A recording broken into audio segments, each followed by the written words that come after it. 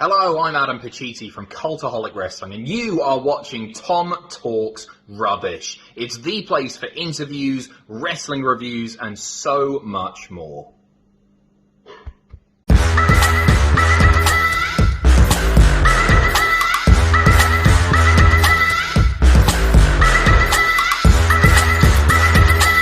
Sure, you subscribe to Tom Talks Rubbish. I highly recommend you subscribe here first. What's going on, guys? It's your boy, Tom Talks Rubbish, and today I'm back with another interview. This time, I'm joined by Rob. I feel like it's Wilkins, but I apologise if I butchered your surname. Oh, you got it. From Fightful.com. So welcome to the show. Thank you. Thanks for having me. So if we take this back to the beginning, before you started in wrestling media, when did your wrestling fandom begin? Oh, man. My fandom started it was sometime in the early to mid 80s. I saw this just larger than life man on my TV screen, and I was amazed. His name was Andre the Giant, and I was just captivated by him. And that's what did it. That's what got me into wrestling. And I've loved it ever since. Okay. What do you think it was about Andre that captivated you so much? I reckon I have a good idea, but...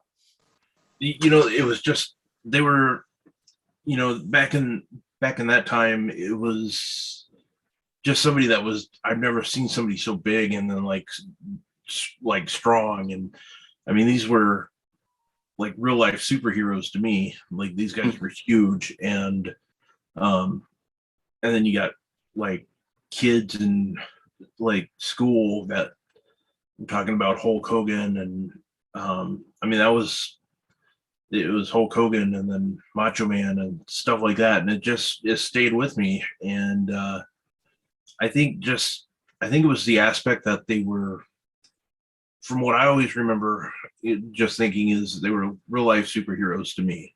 Just seeing these guys in the ring, and it was just fascinating. Okay. So you mentioned that the reason you got into wrestling was because of they were larger than life.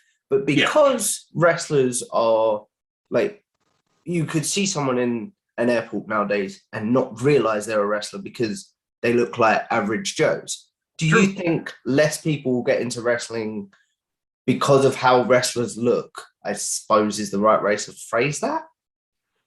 That's a good point. I think now the things have changed so much that you don't really know. Like, I mean, people can assume all kinds of stuff. Like if I was to go into a restaurant, I see this just huge bodybuilder type figure, I would say, I would think, oh man, that guy has a physique where he should consider being a wrestler if he's not. I don't really know.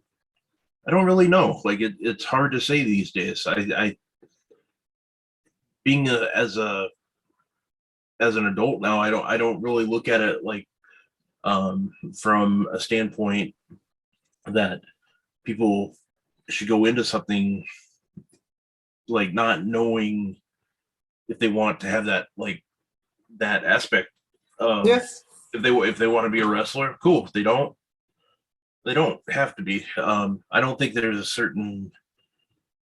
I've noticed there's not a certain Body type? Yeah, anymore. I mean, there's people of all kinds of shapes and sizes that you see now, and I think that's a good thing. Yeah, I 100% agree with you. I was just curious to get your thoughts as someone that got into it when they were the big jacked up. Do you know what I mean? Like thinking about it now, like when I was younger to now, I don't really know, because I was I grew up loving it, but then you had the smaller guys, you had the Andre the Giant, but then you had guys that you'd see that were a little bit bigger, like Dusty Rhodes. I love Dusty Rhodes. I grew up in Texas, and I saw Dusty Rhodes on my TV all the time, and he was a big guy. And I think that plays a part in it. Like I never really paid attention. I just think if you were strong enough to be a wrestler, you were a wrestler. I think that's the way I looked at it. Okay. But if by some miracle we had a DeLorean and say your childhood self got into wrestling now, do you reckon you would get into it? Because they're not as big? Yeah, I think so. I think so. I think to an extent, absolutely. Okay. So obviously you were a fan throughout the 80s, fan in the 90s? Oh, absolutely. There was a little bit of period of time, maybe about a year or two, where I did not watch from about 91 to, I didn't watch as often, I should say. I've always watched wrestling, but I didn't watch as much. When Hogan left, I kind of got out of it for a little bit, but then I watched this guy named Bret Hart wrestle. Yeah. And I remembered him from the Hart Foundation, and this guy he wasn't doing tag team wrestling anymore. He was doing singles matches, and I loved his singles matches. And one thing I take a lot of pride for is I love Bret Hart from the very beginning. I was a huge Hart Foundation guy. I thought they were awesome. I loved how Jim Neidhart would play with his goatee and his laugh, and I was always fond of the Hart Foundation. I always liked them. All my friends would go for the Rockers or Legion of Doom or Demolition, but I was always a Hart Foundation guy. And then I saw Bret Hart start wrestling singles matches, and that was my guy. And I watched when nobody else was watching. Nobody. The down period for wrestling, for the most part, I always consider from about 93 to 96. Yeah, about that. Yeah. And I was into it big time. I didn't miss Monday nights. I would get online and get the results as early as I could, and I loved it. What is something from that 93, 96 period that you feels like goes underappreciated? Nobody's asked me that before. I think what did it during that time is I think part of it was I was getting older. I was starting to, I was in my early teens, so I just watched it from like the athletic standpoint. I noticed that the wrestlers were getting a little bit more physical. They were moving faster, and it was changing. And I think overall, just seeing the different styles, WWF had some weird characters at the time, which I didn't really care for. They all had a side story, like for the most part, except for a couple people. Bret Hart didn't really have a big side story. He didn't have a gimmick per se. They all had a side hustle, is the way I'll put it. Yeah, like because it seemed like it was the job era, correct? Yeah, absolutely. You had the guys like the Goon and Doink the Clown, and that it was kind of just like whatever. I watched it from the aspect of this Jerry the King Lawler guy's driving me nuts because he keeps on making fun of Bret Hart, and Bret Hart's awesome. So those were the times, and it was just fun to watch. WCW too. Like I remember watching a young Dustin Rhodes wrestle a few matches, and I liked his appeal. Razor Ramon I thought was awesome. I loved Kurt Hennig. Bret Hart and Kurt Hennig, anytime those guys were on, I would watch anytime. I know the answer to this, but what is your thoughts on their SummerSlam match? Top 3 match of all time for me personally. It's a match I could watch anytime. It's one of my favorite matches. That is definitely my favorite match of my childhood. Like, because I was 9 years old when that came out, or when that SummerSlam 91. So, I remember wrestling from a very young age, like very young. I'm talking, it was before I was 5 years old. Do you remember how you got into it in the first place? I remember the first time I'm lucky because I can remember this. I remember my mom and I were at my mom's best friend's place, and she has some boys that were about probably 5 years older than me, and they were watching it one night, and I did not want to move. I had to see what was going on. I was just like, boom, I'm focused. What is this, and how can I watch more of it? That's what did it for me. And I remember it like that. I think there's certain times in your life from a young age that you just remember, and that was something that stuck with me. I mean, it just always has. Fair enough. So we go from like the 90s to when the Monday Night War begins. What were you consuming around this time? At that time, when the wrestling, the Monday Night War started, I was actually really hardcore into wrestling. I was doing a lot of tape trading. I was big into the tape trading scene. I was not only watching WCW, WWF, I was into getting ECW tapes on a monthly basis. I was trading tapes to people locally. I lived in Tallahassee, Florida, and it was a big college. That's where Florida State University is, and it's a big college campus. And granted, I was just in high school, but I would trade tapes with college students and getting some FMW and other Japanese wrestling tapes just to watch and trade. And I did buy, sell, trade. I watched everything I could. I loved every aspect. What I loved about the Monday Night Wars is I would record both shows. And I did flip back and forth, but I would record, and I never missed like matches. I'd go back the next day and watch Nitro in full, or I'd watch Raw in full. Like, I would make sure I never missed anything. And what I loved about Nitro is I got to see faster paced wrestling and less somewhat storytelling, I suppose. Sorry? Because of the cruiserweights. Yeah, cruiserweight. Like, first time I ever remember seeing Eddie Guerrero, I was like, this guy's awesome. And then seeing guys like Chris Jericho or Lionheart. I mean, granted, I've seen Lionheart, Chris Jericho, like from his AAA matches and stuff. But I didn't know who he was without the mask and stuff like that. But it was good stuff, and I loved it. That was a great time.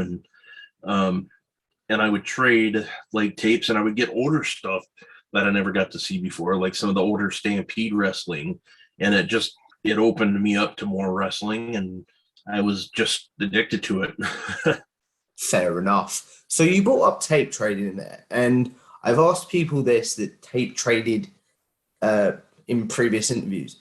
Do you think with us having a virtual computer in our pockets nowadays, there's a lost art to wrestling almost? In a way, yes and no. The way that Wrestling, I mean, being a wrestling fan. Yeah, I think it's a lost art form from the fact that you used to be able to rent a tape and not know the results. Now you can watch something and know the results before you even watch it. I think from that aspect, it's definitely changed, but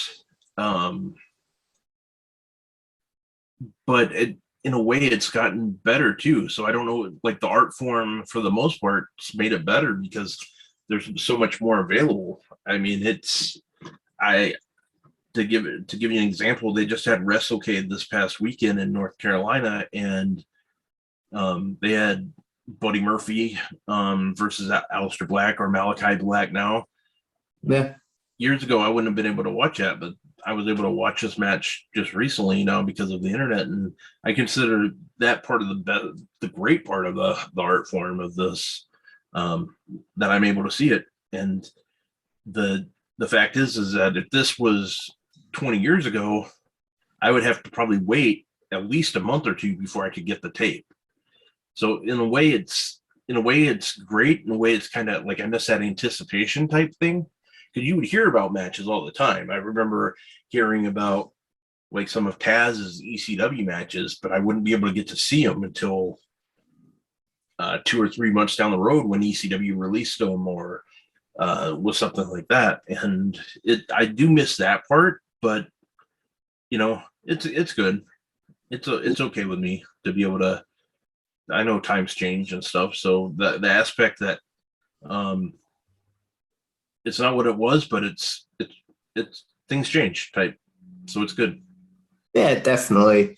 I was just very curious to get your Yeah. perspective on that, really. Yeah, I miss the tape trading stuff. Like I really do. I love that time in my life. Granted, it took a long time to do like trades and stuff like that, setting them up, but it's nice now that I don't have to do that stuff, and I I still get to watch as much wrestling now as I did then if I wanted to. Fair enough. Have you still got any tapes or DVDs that you tape traded in your possession? I do. They are all in storage though. I do have a lot of them that I kept. Some of them I did sell. Like I did towards the end of my tape trading, I got into compilation making where I would make my own best of tapes. Yeah. And I sold some of those tapes, those master tapes, because they were the best quality. And so I did get rid of some of those, but I did a lot of compilation tapes and those took time. So I have a lot of those. I have a lot of my ECW original tapes, and I have some of my WWF original tapes. I ended up selling almost all my WCW tapes to a big WCW fan. So that part I wish I kind of wouldn't have done now. I wish I would have kept it, but I know I went to somebody that would really appreciate them and they still have them. So I'm cool with that. Fair enough. What is the proudest thing in your tape trading collection that you still own? There's two of them. It's a tie because one was IWA King of the Death Match Tournament '95. I had one of the best tapes there were of that. I had a commercial tape, so a lot of people only got that had copies of it. So I had a really good looking edition. Like it looked like basically when you would run a movie back in the day on VHS, it looked really good. It didn't have like the tape lines, and it was a first generation, as they would call it. So it looked really good. And that's one of the first big hardcore titles or hardcore matches that people got to see. And it was the one that had Mick Foley or Cactus Jack versus Terry Funk and stuff like that. And so that was one of them. The other one is the first Bret Hart compilation tape I made. I put all my favorite Bret Hart matches on one tape, and it was a 6-hour tape. I think it ran about 5 hours and 54 minutes. That's what my memory's telling me. It might have been a little bit shorter than that, but I remember I was just under the 6-hour mark. And that featured Bret Hart's match against Owen Hart at WrestleMania 10. The title he won off of Ric Flair, or his first world title he won from Ric Flair. SummerSlam 91 versus Mr. Perfect. Some of his intercontinental title bouts, one of his ladder matches with Shawn Michaels. He had an intercontinental title match against Shawn Michaels for a ladder match that was a spectacular match that people still don't talk about much to this day. Is that the one that was the test for Vince to show him what a ladder match is? Pretty much, yeah. That's the one, and that doesn't get talked about enough. And I get it. Like some of the older ones, people always talk about the Shawn Michaels versus Razor Ramon WrestleMania 10 match, and that was a fantastic ladder match. But I put this one up there, and that's partly probably because of my my love for Bret Hart. So that's probably why I'm a little bit different on it, why I like it so much. So, Fair enough. Yeah, I had a ton of, basically it was my favorite Bret Hart matches. This may be a hard question, but favorite Bret Hart match of all time? Oh man. Um, it's I don't want to give you a tie because it's hard, but I would say he had one against Stone Cold. Well, the WrestleMania 13 is one of the best ones I've ever watched of his. SummerSlam 91's up there. He's had some great matches. I just for my sake, I would probably say and I really liked his Survivor Series main event match he had with Diesel, but I would have to say my favorite is probably the Bret Hart versus Mr. Perfect at SummerSlam 91. Going back to that, if it wasn't that one and I had to choose another one, the that match he had against Stone Cold at WrestleMania 13 would be up there, along with that Shawn Michaels ladder match from the early 90s. Those two would be up there. Okay. So a lot of wrestling fans have what we would call like dark spots because they stop watching. Have you had like I know you've said you had about 2 years in the early 90s, but have you had like a full on, right, Yeah. I don't like wrestling anymore, I'm not going to watch it anymore sort of It time? wasn't like I didn't like it. It was more of a I had too much going on type thing. Where I just didn't have time for it. Like I was basically right out of high school, and Yeah. I was going to college, and there was a part where it's like, okay, well, I don't want to make time for doing this. I want to go hang out with my friends and play Halo or play video games, and I just kind of got out of it for a little bit, and then What year was this? that would have been probably 2000, 2001-ish, or yeah, 2000, 2001. So from about 2000 to 2002, I was not into it as much, but I still visited the websites on a weekly to biweekly like average, because I always paid attention to what was going on. I might not have watched like Raw, but at least I knew the results, and I knew if I needed to go back and watch something, I could get it. I would go.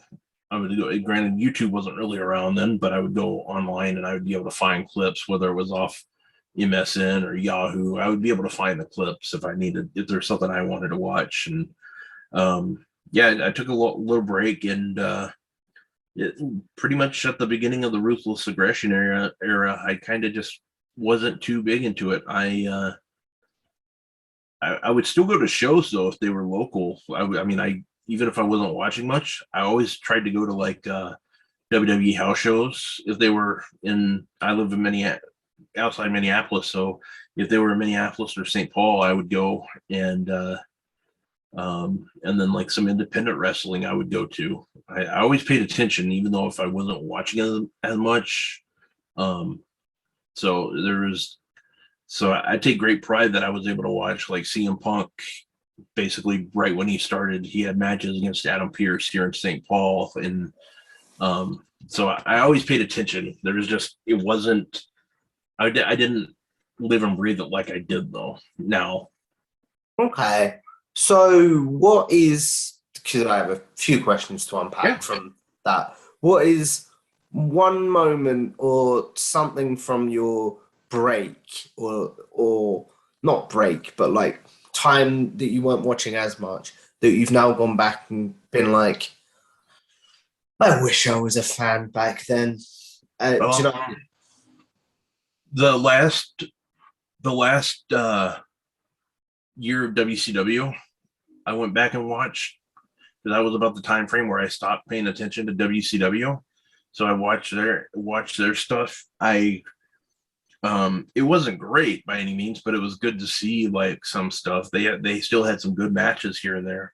And I think a lot of it was heartbreak with ECW ending. I went back towards and watched the last parts of ECW. So it was probably around there. WWF, pretty much like the beginning of the the Ruthless Aggression era. Like that's when I went back and watched some of that, but there wasn't really a big like, man, I wish I would have watched, because I always kind of, like I said, I always paid attention. So if it was something I knew I had to watch, I watched it. But I did go back just to kind of make sure. I'm like, well, I don't remember this, so we'll watch that. So Okay, what is something that you didn't remember that you were like, oh, I'm glad I've watched this again then?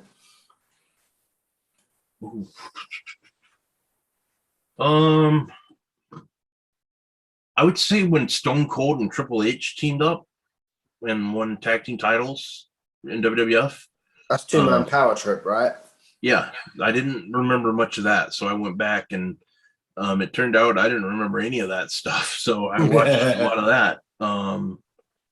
And that was good. I actually liked a lot of that Stone Cold stuff. Like I've always liked Stone Cold, but it was kind of cool to go back and watch and see what I might have missed, and and got to see a lot of like Edge and Christian stuff that I didn't remember seeing. And I was always a huge Edge and Christian guy, so it worked out pretty well. Fair enough. So as we transition more into current day stuff, what is like your current consumption of wrestling? What is something that you have to watch for Fightful? And then what is the show that you would be watching if you weren't as involved in the wrestling media? Well, for Fightful, I cover both AEW television shows. So I cover Dynamite and Rampage, and I cover NXT for Fightful. I know a lot of people it's not popular with a lot of fans these days. Monday Night Raw, I watch still. I might not watch it live, but I watch it every Monday night. I record it. Like last night, I watched all 3 hours when it came on. But so I watch what's on TV, like Impact. I might not watch it live, but I watch it. And I watch 205 Live, and I watch NXT UK. So I pretty much watch everything there from outside of WWE and AEW. I do watch Dark, and I watch Dark Elevation. But outside of that, I make sure to watch GCW pay-per-views when they're on, or TV events. I watch any Warrior wrestling that I can. New Japan I watch every week. Shimmer I watch as much as I can whenever sometimes I'm behind, but I still watch it. I mainly, if for the most part, I try to watch everything I can. And sometimes I regret it. Sometimes I don't. But I do try to watch everything. Like if there's potential there that I might cover it, I try to watch it at least. And then again, that's one thing that's great about the internet is if I miss something, I know I can go find it, for the most part. So that's a good thing. What is this? No, carry on. Yeah, but I pretty much watch everything. Fair enough. But what is the show that, say you were working in like a supermarket, that you'd be like, oh, I've got to try and tune into this every week? Ooh.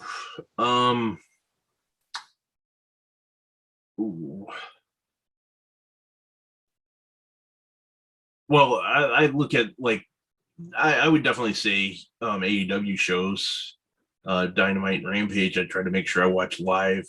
If it's something where I don't like, if it's not on like regular time, but I make sure I watch it, is 205 Live and NXT UK. I make sure I watch those every week because I think that's some of WWE's best stuff. To be like when it's actual in ring stuff. But yeah, I mean those are can't miss for me. Like the AEW shows and NXT UK and even NXT right now, I enjoy. I mean, I might not care for a lot of the stories, but I love the in ring stuff. Yeah. So again, a lot to unpack in that one. Yeah. But do you think NXT UK and 205 Live are being slept on? I'll put it that way. Like, if people tuned into them, they'd be pleasantly surprised. I'll put it that way. I definitely think so for both shows. But it also comes down to the story, like the booking for both shows. There's so much talent that could be used on 205 Live that they don't use. There's so much talent on NXT UK that they don't get to use. But the matches are usually great. You know, they are. You know, like anytime you get the chance to watch, like Tyler. Walter, like I tell anybody that can watch Walter to watch him, you know. So it's yeah, you know, 205 Live, same thing. Like when they had I mean this week, not this past week, but like they had Santo Escobar, like when he wrestles on something I watch, you know, like just there's so much out there, and I get it, they don't advertise 205 Live at all, and the only time you hear about NXT UK is during NXT, so they're not doing themselves any favors by So how do you think the WWE can bring more audiences to 205 Live and NXT UK? Is it just promotion, or? Yeah, they have to promote it better. They have to do that. They have to promote it. WWE does not give any. They don't give an incentive for people to watch it. They don't tell them much about it.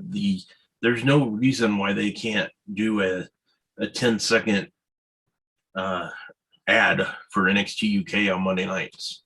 You know, when I see the same Shop Zone commercial 3 times in 3 hours, and there's so much. There's a lot of things I would do differently, obviously, but it's not my company. But there's no reason why they can't show a 10-second clip of NXT UK, or at least tell us what match is going to be on this Thursday. You know, I think some of the NXT UK takeovers are some of the best wrestling you can watch. I'd agree with that, to be honest.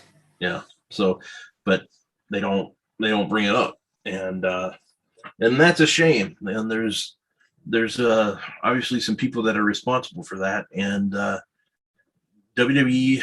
And I love WWE. I know a lot of people bash the company now, and I don't agree with what they do as a company, but I will say that for a company that talks about their stockholders so much, and they take pride, they have to do this for their stockholders.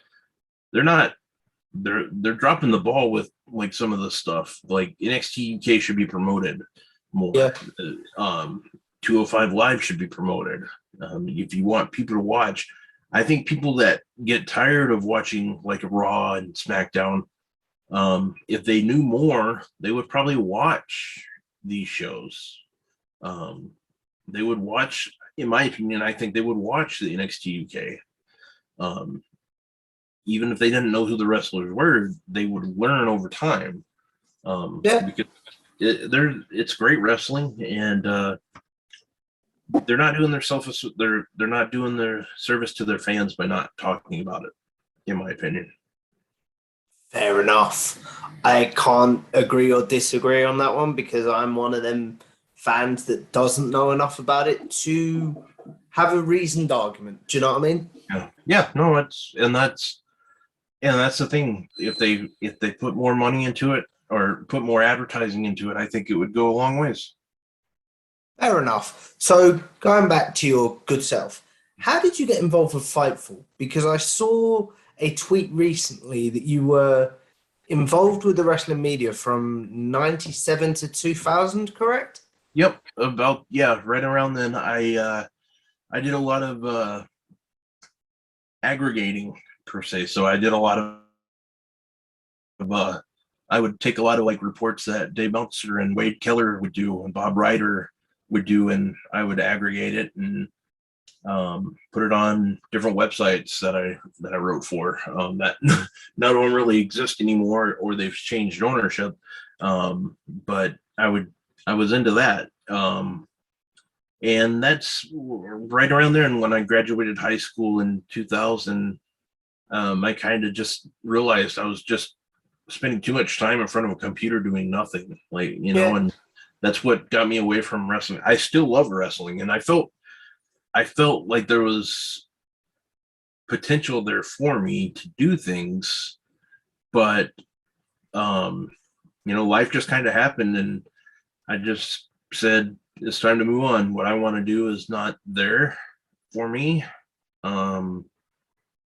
And I took a long break. Like I said, I left for a long time, and then I still watched, and then I got into Fightful because one day I just went to their website, or I went to at the time it was lordsofpain.net. I would go to their website. I think they changed to wrestlingheadlines.com now, but I would go to their site, and I would always see like mentions of Shawn Ross Sapp in the reports, and I never really put two and two together. And I went on Twitter and I saw this guy tweeting, and I just really liked the work that Fightful was doing. And I had history like with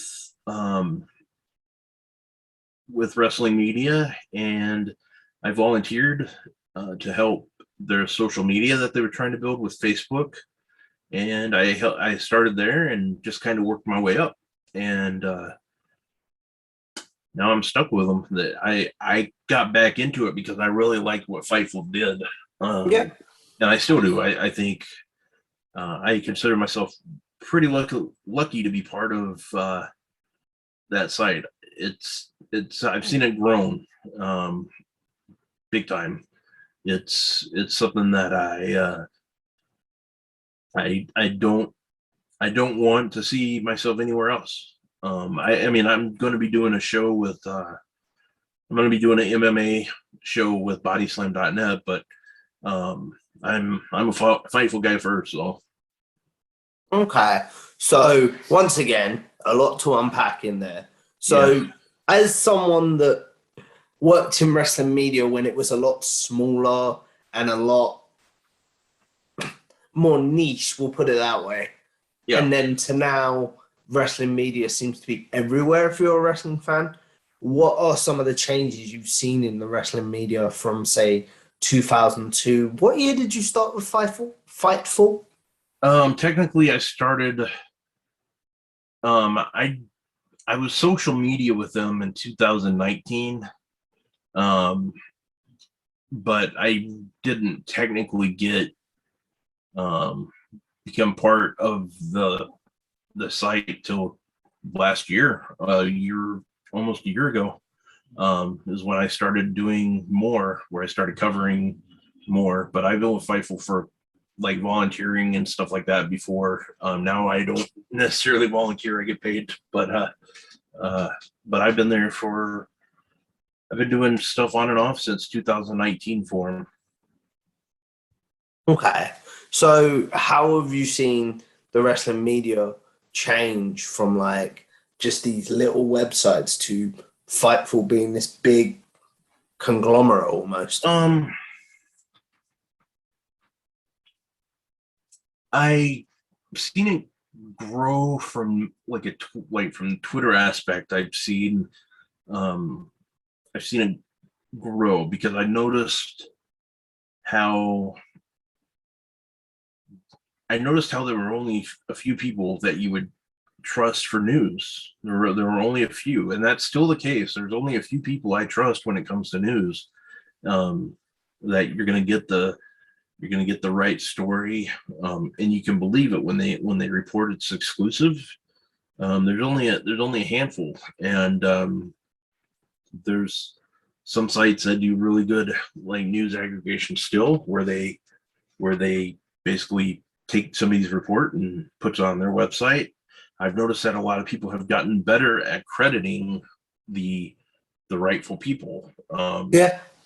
and that's great. And are there still sites that mess that up or that don't do it correctly? Yeah, but for the most part, they've all gotten better. And that's the biggest thing. There's still many websites out there, and they're they pretty much do the job. I mean, there's some that are out there that just they know what they're putting out there is crap. You know, they know what they're doing, and they're putting false info out there. But for the most part, people know now in this day and age who they can trust and who they can't.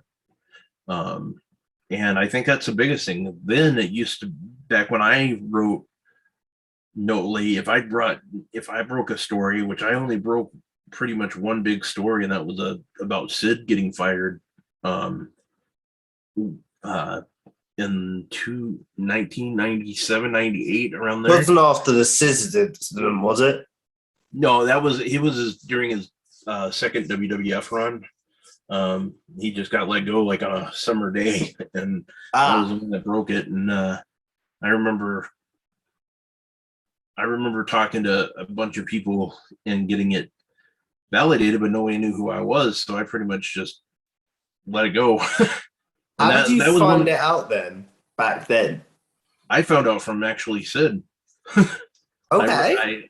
He was at a softball tournament, and I asked him a wrestling question, and he said he got fired that day, and so I started working the phones and emails the best I could. And the next day it broke when Jim Ross. Nobody really believed me, and Jim Ross broke the story the next day when he was on a radio show with I cannot remember her name, but it was a show called The Fabulous Sports Babe. It was a nationally syndicated show, and he broke the story, or he basically confirmed the story that I haven't listened to the interview in years, and I don't even think it's available, but I remember hearing him announce it the next day in an interview, and that made me feel pretty good, but I didn't get any of the credit for it. So, but it was something I broke, but it was one of those things where I felt really cool about it at first, and then over time I realized like I didn't really get to do anything there. My name didn't get out and stuff, so it was a little bit of a letdown, but it is what it is now. You know, I know the truth. So, do you think if you were to break a story like that nowadays, even without your connection to Fightful, you would get a lot more credit? If I wasn't connected with Fightful, no, I don't think so. Because you have to be somebody that's trusted on, or at least if I broke something, I would want somebody to confirm it. I would want your I would want I'd want somebody to confirm it. Like that's just the way it would be. And basically you build yourself from there. So if you broke a story and somebody saw like, hey, that guy got it first and we verified it, that you would build yourself that way. But if I did something just to break it, somebody good would have to verify it before like I start getting credit for it. You know, like, so if I broke something and I didn't know Shawn Ross Sapp and he verified it, I would that's the way it should go. It should be basically he would do the right thing. He would give that person credit, like Fightful has confirmed that this person's story is true. That's the way that Fightful would do it, and that's the right way to do it. Yeah, I totally agree with you. Like, as someone that may know wrestling rumors because of your work with Fightful, does that take away from your wrestling fandom in some ways? No, because I look at everything from now since I've been involved more, let's see, I'm trying to answer this the best way I can. I don't I stay away from the spoilers the best I can. There's some stuff like if I know what's going to happen, um, it doesn't really take away though. No, it really doesn't, because I still watch even if I know what's going to happen. Yeah. And it hasn't really affected it. I'm like any other wrestling fan for the most part. I'm ready for that big moment to happen, and I'm entertained easily. So I watch, and but it hasn't really affected me. I do know that if it's something big, I do my best not to be online at all. Because if it's something I know that's going to happen, I try not to be online at all, because I don't want anything to slip. It's always a possibility that I might say something stupid. And the last thing I want to do is ruin something for somebody, because I love this. I love the sport. It means everything to me. And so I just make sure I don't mess that up for anybody. So if there's something big going on and I know about it, I tend to shut up on Fair enough. I'm not on there, but it doesn't mess with my viewing at all, really. I'll put it this way then. Say, for example, because I think it was Shawn that broke the Punk news first, right? Mm-hmm. When you hear something like that, does that build your excitement a bit more? Well, when Shawn reported it, it got me excited, because it was Shawn reporting it, and he's not going to just put stuff out there. Exactly, like we were talking about earlier, because he's reputable. Yeah. And that was the same like with the Bryan Danielson, when Cassidy Haynes broke that from bodyslam.net. I felt pretty good, because I knew who was reporting it, and it was exciting. And it was one of those things where, even though Shawn reported it, he was very public with, until he's in the ring himself, you never know. Don't believe it, sort of thing. Yeah, you gotta see it to believe it. Yeah, and it helped when AEW booked United Center. Like, that's when they booked the United Center. That's when I knew it was going to happen. I think that's, for the most part, everybody really knew then that it was going to happen. I started to believe it when Darby Allin started his best in the world stuff. Yeah, that was about the week ago before, or week before, maybe 2 weeks. But yeah, I mean, I absolutely believed it when Shawn said something. But when I saw that they booked United Center, that was basically the writing on the wall. That's when I knew. But there's so much stuff out there. There's a lot of people are fascinated with what's going on now with who's going to go to AEW, who's going to go to WWE type stuff. So for the most part, I think one thing that's helped is AEW is really good. Their wrestlers are really good at not spoiling things. It's shutting up, for lack of a better word. Yeah. And that was one of the things that got CM Punk to sign on with AEW. He's admitted it in interviews that the way they treated Brody, correct? Brody, yeah, him and Bryan Danielson have said that. Basically, the way that the people in the back treated the Brody made them feel rather good about what they were doing. They really liked that, and that was awesome. And it just couldn't happen this day and age in WWE. There's too many people, there's some people that just don't. They're just gonna get it out there. They're not gonna hold it back. They're gonna let somebody get the story. And AEW did really good with not letting that story get out there. And it's pretty cool. Like when big stuff happens and how people don't talk about it, it's great to get that surprise. That big. People love the big moments, and that's what's great about not knowing what's going to happen. Is that's what I love, not knowing what's going to happen. Fair enough. As we wrap this up, because believe it or not, we've been going about 50 minutes or so. That was quick. And I like my interviews to go roughly around the hour mark, just because I like to feed YouTube the way they like to be fed, and that's what YouTube seems to like. Do you know what I mean? Yes, I do. So we're going to wrap this up with a segment I like to call Generic Questions, Okay. which is essentially questions I'm sure you get asked on Twitter a lot.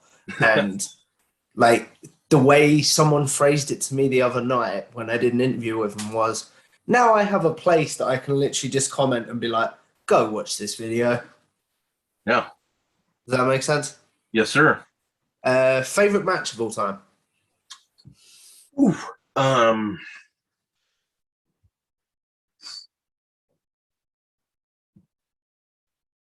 The Rock versus Hogan at WrestleMania.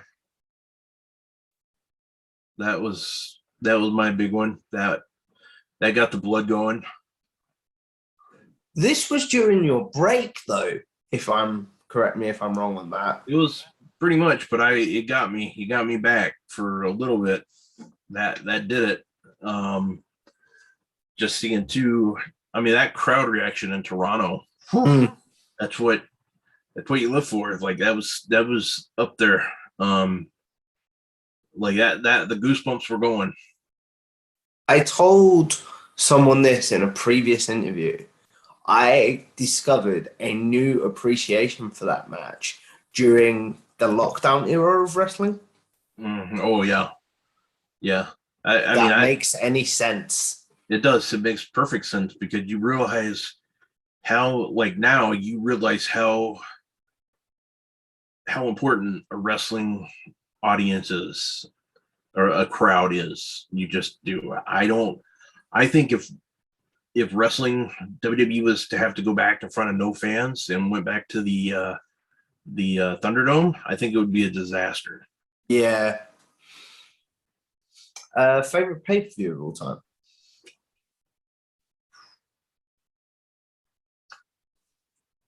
I don't prep people on these questions. Yeah, no, that's good. I should start, maybe. Yeah, no, it's good. There's favorite pay-per-view. Well, I'm going to give you two answers. And one is because it was the first one I paid for with my own money. And that was, it was not a good show, but I always go back to it because I paid my own money. It was Royal Rumble 91. Not a bad show. Yeah. Hasn't that got Razor versus Bret on it? No, that was 93. 91, I can't even, without looking, I don't even remember who the main event was. Well, the Royal Rumble was, I think, the main event, but I don't remember who won. I think it might have been the year Hogan won, but either so. I don't remember. But the other one,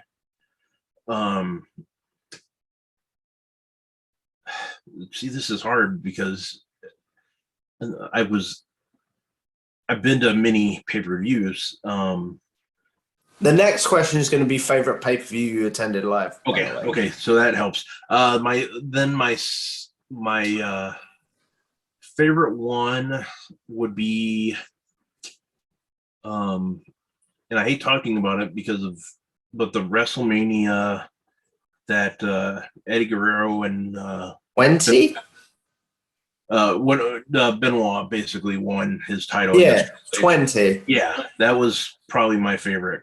Now looking back, that kind of sucks, but it's still one of my favorites. I love the entire pay-per-view. So yeah, like someone said this quote to me recently was nostalgia can never be taken away by age or something. I've probably butchered that quote completely, but it's like, yeah, they did. Benoit did what he did and what happened to Eddie, but we'll always have like the memories of. Do you know what I mean? Yeah, and that's the thing. Like for sure, like the Eddie Guerrero, that no way out match he had with Brock Lesnar. I mean that gets you in the feels, and that entire pay-per-view. And I think what helped was that pay-per-view was the build-up. You had the WWF doing the Hollywood commercial, or WWE doing the Hollywood commercials, like setting up for WrestleMania 20. I think that was Wrestling Goes Hollywood. No, that was 21. Okay, so but yeah, so WrestleMania 20 just was a good build up. Like, still, I mean, it was just a good show. Like, overall, it was a fun show for me. But yeah, that's the thing. There's so many, like, as I said, that one, I'm thinking back about like Starrcade 97, like how much I loved Starrcade 97. Yeah. Even with the flubbed main event, we'll put it that way. Yeah. Like, I just enjoyed the show, but I put it from the aspect of what was going on around me. I think a lot of it was because I had a lot of friends that I was watching it with, so I hate doing this, but I'm changing my answer to Starrcade 97 because that's fine. That I had a great time with that. I had friends come over to my place and just had a group of us. So I'm going with Starrcade 97. Favorite pay-per-view you attended live? Well, I was at Full Gear, so that's this year. Yeah, the one that just happened last year as this goes live. Well, the Hollywood or Hangman Page winning the title. Yeah. A couple weeks ago. I was there for that. So from a pure entertainment aspect and it's so fresh, but yeah, that was the best show I've ever been to, wrestling wise. But before that, and I hate that I'm giving like time, but before that it was TLC 2017, AJ versus Demon Balor, and that's where you had the Shield with Kurt Angle. Yeah. Was out. That pay-per-view was completely weird, but it was still a hell of a show. So the analogy that I've seen for that pay-per-view is when you leave your universe mode on for too long and it starts randomizing. Yeah, that's pretty much what happened. That's what it felt like too. That place was weird, man. Because WWE announced the changes, I think, on Friday night, and a lot of people didn't know. Because for the most part, WWE fans, they don't really pay attention too much to the internet. No. So a lot of people were like, "Where the hell is Roman Reigns? What happened to? Why is AJ Styles wrestling instead of Bray Wyatt?" So that part was cool because of the aspect of what was going on.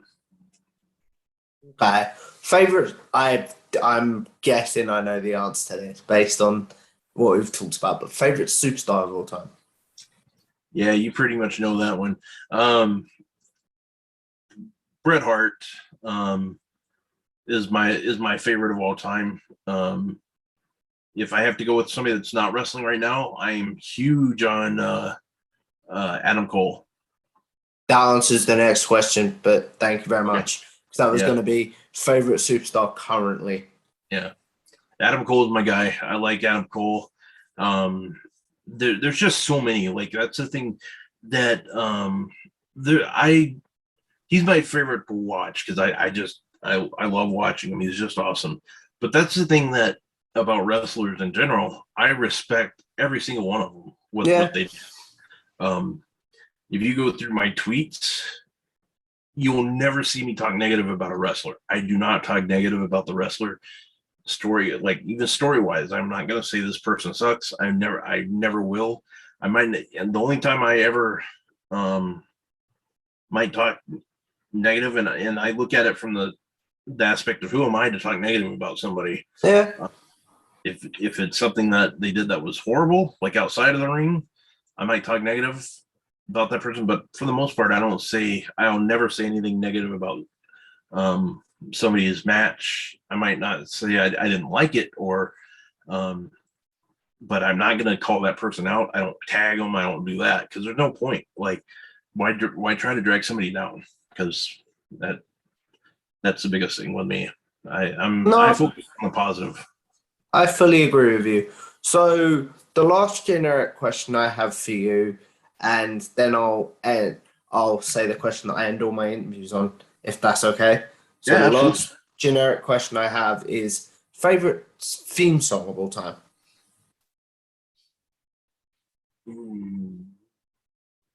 And then favorite theme song currently. Okay, favorite theme song I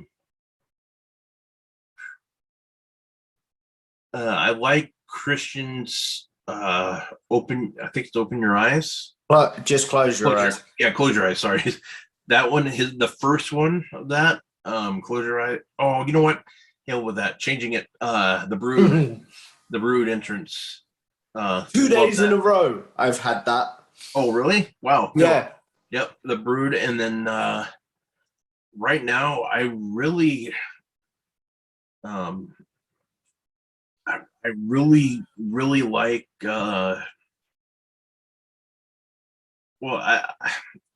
He's my favorite wrestler, but I really like AJ's too. Like I was gonna say Adam Cole, but I really. I'm surprised you didn't say Adam Cole, to be honest. Oh, I love it, but there's so many out there, and I go back and forth. But one that's I think underrated that people don't talk about, and I'm gonna go with this one is I love MJF's theme. Well, I'm better than you, and you know it. And yeah, someone told me recently, and I don't know if you know this, his music is literally like one of the stock library, like sound, like musics you can use.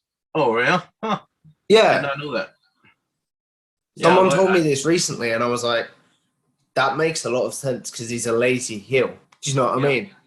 Yeah, that does make sense. But yeah, I dig it. I love that because when it comes on, I'm just like, okay, yeah, I think it's great. So, that's the thing about theme music, man. They help make the wrestler. No, definitely. Like for me, Steve Austin wouldn't have been as over without the glass shatter. The Rock wouldn't have been as over without If You Smell, etc. But as we wrap this up, I want to give you the floor for the next few minutes, just to plug away on where the people can find you. Okay, thank you. Well, at first, I really appreciate you having me on. This was a blast. This was a really quick hour, so I really appreciate that. But you can follow me at Rob Wilkins on Twitter. Every Tuesday night, I cover NXT for Fightful.com. Every Wednesday night, I'm covering AEW Dynamite on Fightful. On Friday nights, I cover Rampage. Other than that, I do once a month, I do a pay-per-view retro review with Joel Pearl on Fightful Select. I'm going to be doing a MMA show on Body Slam. That may have gone out by the time this goes out. So do you want to explain about that a bit more? Which one? The MMA one. Yeah, so the bodyslam.net one is just a mixed MMA podcast that I'll be doing. I occasionally will have guests doing that, but it'll be a show that's probably about 30 minutes to an hour. Not sure on time frame right now, but I'll be starting that next week. So I'm looking forward to that. As I say, I'm going to be honest, I'm full up with content for a while. So this will be sat on for a while. Okay. And then the question I end all my interviews on is obviously with YouTube, with podcasting, with social media in general, we're all going to sort of live forever in some sort of way. So then what is one video that you're like, or podcast in your case, that you're like, don't go back and watch that? And then what is one that you're like, yes, if you want to know my body of work, check that out? Oh, man.